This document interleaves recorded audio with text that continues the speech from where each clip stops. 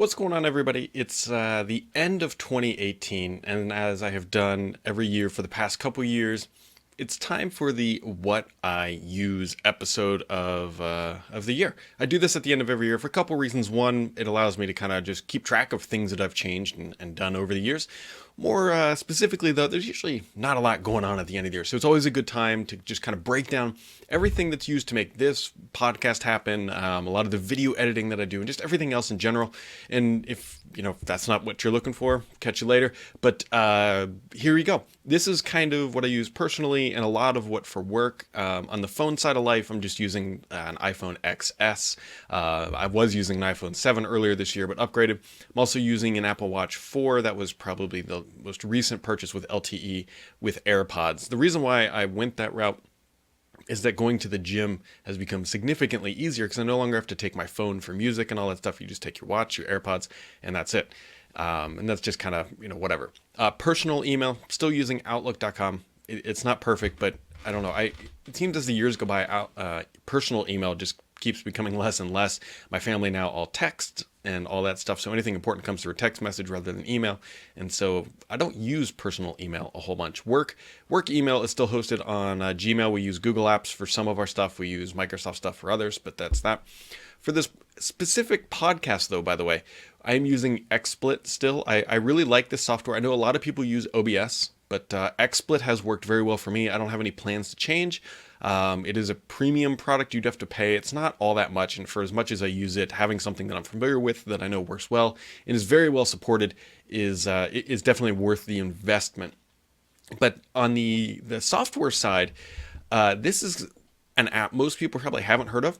This is called Voicemeeter Banana, and I'm using it right now, and you can see that red bar on the right is actually the volume, and I actually have it oversampled a little bit, but you can see the green bar and you can see basically my voice input in real time. The bar on the left that's green, or I should say, it's muted, but green and whatnot. That is for my other microphone in the office that I use for a different podcast, so I mute it while I'm doing this one. And what this does, it gives you really fine-grained control over your audio input and allows me to see when audio is peaking and whatnot. And it's called Voicemeeter, but then there's a flavor of it called Banana. And so I use Voicemeeter Banana, and it just gives you a little couple extra features, makes it just easier to use. And when you're doing a podcast with somebody else, all these bars are firing, and it gives me a really good insight into whether or not the audio is going to be crap for the podcast. I should say mostly going to be crap. Things still get screwed up if packet drop happens. I don't really see that in the voice bars. But it's a neat little app, and it takes a while to get set up, but once you do, it's wonderful for people in the podcast or just audio mixing industry. It's just a software soundboard. And so once I found that, I got rid of my actual hardware soundboard and I'm using it every single day, and it works pretty well. That is a free app, by the way. They do request donations, which I did make a donation, I think like $30 or $40, because again, it's really pivotal for everything that I do to making this happen.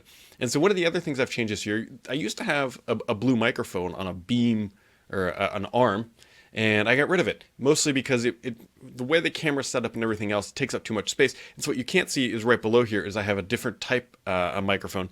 This guy right down here. Pointed directly at my mouth. And so the reason why you saw on this one is that I do have the input boosted up a little bit so that the bars are in the green. Typically, you want to see those bars in the green on the software. If they're in the blue, then they're too low and the audio won't come out loud enough, and you'll have to do some post edit. But by boosting the input just a little bit on the software side, it gets me into the green and makes it so that post-production, I don't have to change any of the audio. And so those are the two primary things. The camera actually is just a Logitech C920 recording at 1080p 30 frames per second.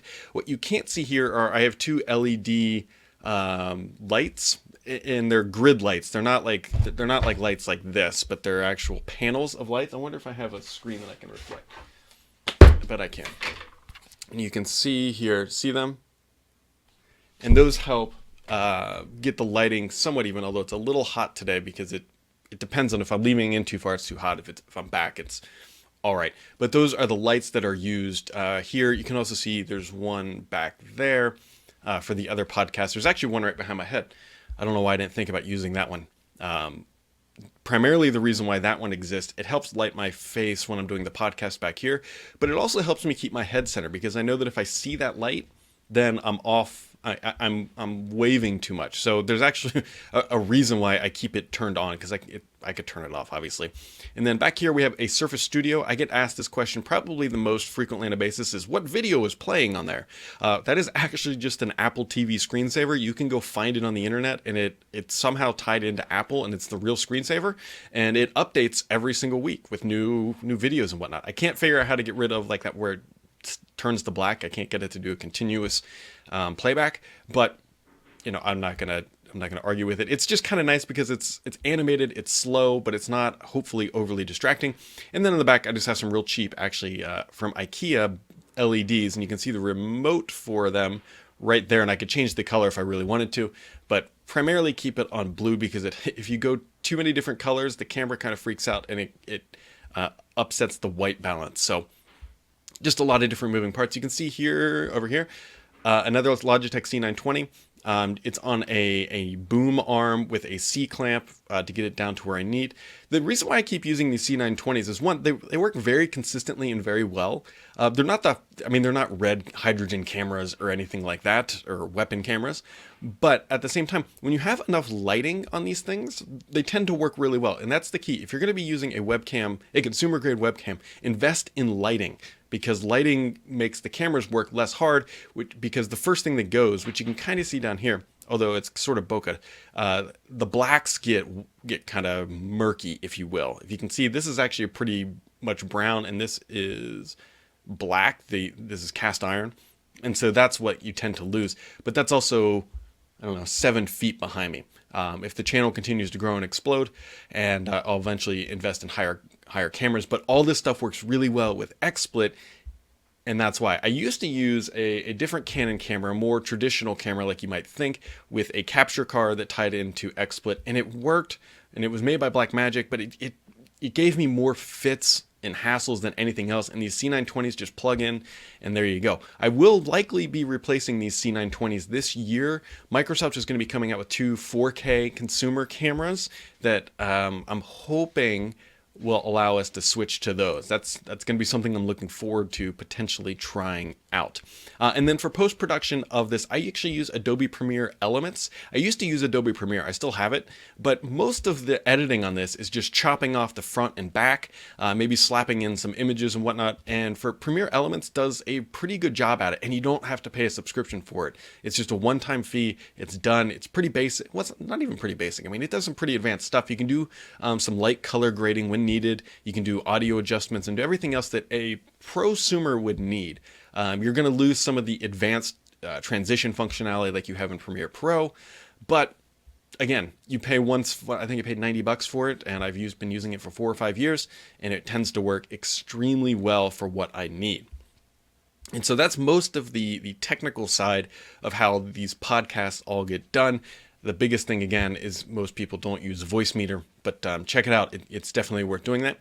For note-taking and writing, so I do a lot of writing, obviously, I use 2 apps now. I use OneNote. OneNote is typically done for events that I go to, such as like press events and whatnot, because it's a little bit better organized. It's a little bit more complex, if you will. But it works well for like when I go to a Microsoft event and I need to take multiple stage notes and all that good stuff. For my writing, for my day-to-day writing, and even podcast notes for this, I'm using what's called Simple Note. It's, I believe, made by the company that makes WordPress potentially. They definitely make the Jetpack plugin for WordPress. And so it's really simple. It's on every platform. It's on the web. It's a simple note-taking. It does tagging, and that's it. It doesn't do any other functionality like markup or anything like that. It's just really basic and simple, which is what I need for just some basic stuff. So keyboards I'm very particular about because, again, I write, 20 to 30,000, if not more, words per week. And so I highly recommend this keyboard if you're looking for a new one. It's the Cooler Master MK750. It took me a long time to find this thing. And you can still buy, mine has the blue switches, which are very loud and obnoxious and clickety and clackety, but I love them. And it's got it's got LED backlighting. The app with it is not all that great, but I was trying to stay away from Razer because I've just not had great luck with Razer products lasting a long time. They typically last about a year with my typing, and then the keys just kind of become smudgety and not great. And so I wanted to get away from that. And so it's a Cooler Master MK750. It's a very good keyboard that not many people use. I don't know. I quite like it. So, and then on the mouse side, MX Master Pro. I've had that for a couple years. No intent to change any of that anytime soon. But it's a great mouse. I think there's an MX Master Pro 2 out, and it doesn't change too much, but it's a good mouse. So, on the PC side, I use a lot of different PCs every single day. My kid uses this one back here to draw and do all the artistic stuff on the studio. But the machine I am on right now, this podcast rig, is a 6700K with a GTX 1080 and 32 gigs of RAM in it. And I'm, again, using a Logitech C920. And that's kind of this one. My daily driver, which is upstairs, which I do all the video editing on and a lot more, is actually a 7900X that I built earlier this year. Again, GTX 1080 with 32 gigs of RAM. And so that is my workhorse and allows me to really crunch through editing this video. Most podcasts are around 20 to 30 minutes, and I can get them rendered in 1080p in about 7 to 10 minutes, give or take on length. And so that's time. But the big reason why that machine is much better is that if I try to video edit on here, it totally takes over the machine. I can't do anything else. There's not enough cores to allow me to keep, honestly, just working. And so what I typically do is hit render on the video and then go create the post while that's running in the background. When it's done, upload a video, and then I can post. Otherwise, if I hit the desk and everything shakes, otherwise, I basically just had to render video, and then I was done on this machine. And then so my primary tablet is actually this guy, which I held up earlier, which is the Surface Go. This is the LTE variant. This is what I noodle around on, just sitting on the couch. This is the device. It's a great little machine. It's not super high horsepower. You're not going to edit video on something like this, but it's a really good size. Primarily because the laptop that I use every day, which I just posted gosh, I'm hitting the desk all over the place. The long-term review up yesterday is this guy, the Surface Book 2, which is great. But you don't want to be sitting on the couch with this thing. I mean, look at the size difference between the two. And you can understand why we have two different devices for something like that. And so those are the primary PCs that I'm using. On the software side that's not related to video editing, I'm still using Chrome browser. I used Firefox for a while, but after seeing that Microsoft was going back to Chrome, or Chromium, or not say going back to, switching to Chromium, kind of, the writing's on the wall. The one new app that I did start using this year is 1Password. It is wonderful if you need a password management solution. I prefer it over LastPass. It's just got more polish than LastPass, but there is no free version of it, so keep that in mind. If you're a writer or just honestly just writing on the web in any capacity, emails or whatnot, I highly recommend Grammarly. It's free. I've used their premium offering. It's not great. Surprisingly, their free iteration is amazing. And I would be wondering if Microsoft would ever buy them, because this fits right into the Office 365 wheelhouse. And then for random videos that I need to encode and whatnot, Handbrake. And as always, if you need a screenshot tool, ShareX. It is much, much, much, much better than the snipping tool, even though Microsoft's updated. What I have now is I've mapped a button on my mouse that I click, and it gives you a crop tool. So you just tap the button, and it gives you a crop tool. You crop whatever you need, and then it saves that file directly to your desktop and ready to be uploaded. And so ShareX is like snipping tool, but on Red Bull. It is much better. It takes a little time to get set up, but once you do, you will never go back to using snipping tool. It's just that it's that good. On the gaming side of life, still rocking this bad boy, the Elite controller. It has very much seen better days. I mean, you can see these grips are they're all glued back on and whatnot, but the controller still works great. I can't ever go back to, that's just the regular Xbox One X controller back there. I can't do it. It just feels too plasticky and cheap once you've used the Rolls Royce of controllers. And so on the headset side, I started using these. I reviewed them not too long ago. These are the Rig from Plantronics Rig 800LX, if I can get that correctly. And they're wireless, and they are great. They're not cheap, about $150, but they're good. And so they're very comfortable, they're lightweight, the sound quality is excellent. The battery life is legitimately about 24 hours. And so I charge it about once or twice a week. And there's a little, you can't see it because it's too dark, but there's a little black box that plugs into the console. And what it allows you to do is just have wireless, truly wireless. So when you have wireless and wireless, it's really nice, if I'm honest. So if you're gonna treat yourself to something that's not an Elite controller, I'd recommend something. You may not have to get these. I'm sure there are other companies that have wireless solutions, but for me personally, these are great, and you'll be happy if you buy them. I mean, there's no other way to describe it. And then when we go out to press events, this is the camera I've started using. This is the Canon EOS M6, and I have a 22 millimeter f2 prime lens on here. The reason why, so I have a much larger DSLR. The reason why I started using this is mostly, look how small it is. It's very small. It's a mirrorless camera, and it takes excellent photos for what we need. And it also does excellent video, and it has the screen that flips up, so if you're doing it like that, you can see what's going on. It's a good camera, but primarily its footprint is just so tiny compared to the massive DSLRs that we had been using. And so it just makes it easier to pack and go and not have to carry a massive bag with me. That was one of the things I tried to do this last year, was to just kind of make my travel bag smaller. And so by doing that and just taking one laptop, it's made things better. That is for sure. And so guys, that is primarily what I'm using back here. Obviously, I mentioned, I don't think explicitly, but playing with an Xbox One X on a 4K Samsung TV. And yeah. And so that is primarily what I have been using in 2018. Newton Mail went away, which is very sad. So I'm using Outlook on my phone and the Mail app on Windows 10, obviously running Windows 10. And so that is, that's basically what I'm using in a nutshell to get my work done every single day. I'd love to know what you guys are using. If you have any like killer apps that you think are just game changing or making your life a lot better, I'd love to know what they are. Primarily because I'm always looking at figuring out how to do things simpler and easier and better on my end.